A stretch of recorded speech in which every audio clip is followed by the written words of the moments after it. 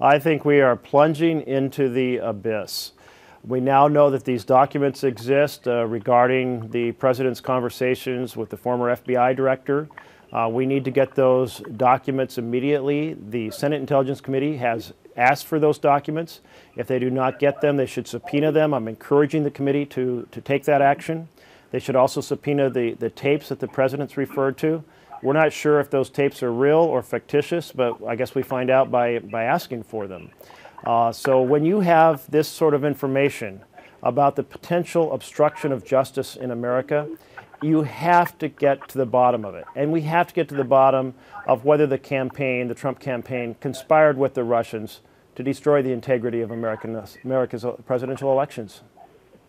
From what you've seen so far, do you think this rises to the level where impeachment is on the table? If, in fact, the documents back up what has been reported in the press, that is, that the president asked specifically for the FBI director to stop investigating, that is a very big deal. It'll have to be analyzed as to whether that meets the standard of obstruction of justice. But quite frankly, the standard for obstruction of justice may be different than the standard for high crimes and misdemeanors. There may be misconduct here that is appropriate to take on hearings in the House based on what we learned. So let's get the facts. Let's get the facts before us. Let's get those documents and then act accordingly.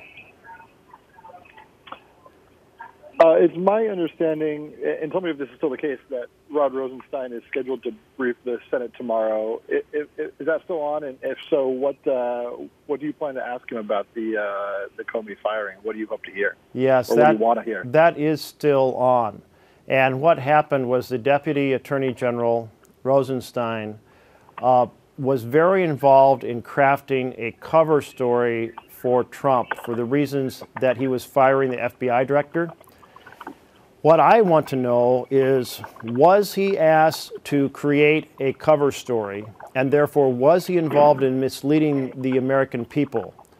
Or was he asked to write a memo about exactly what the problems were with the FBI director getting involved in basically announcing information about Hillary Clinton?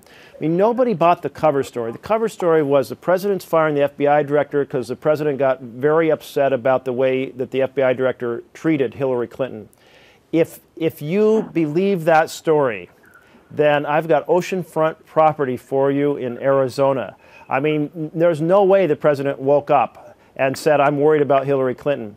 And in fact, we found out within a day that that cover story was completely phony. The president admitted that himself on national air, national television. So we now know the president did fire him because of concern over the investigation. We now know that there's a document, so it's been reported, we haven't seen it yet, that says the president specifically asked him to stop the investigation. And if you tell an FBI director to stop the investigation and you fire them because they don't stop the investigation, that sounds very much like obstruction of justice.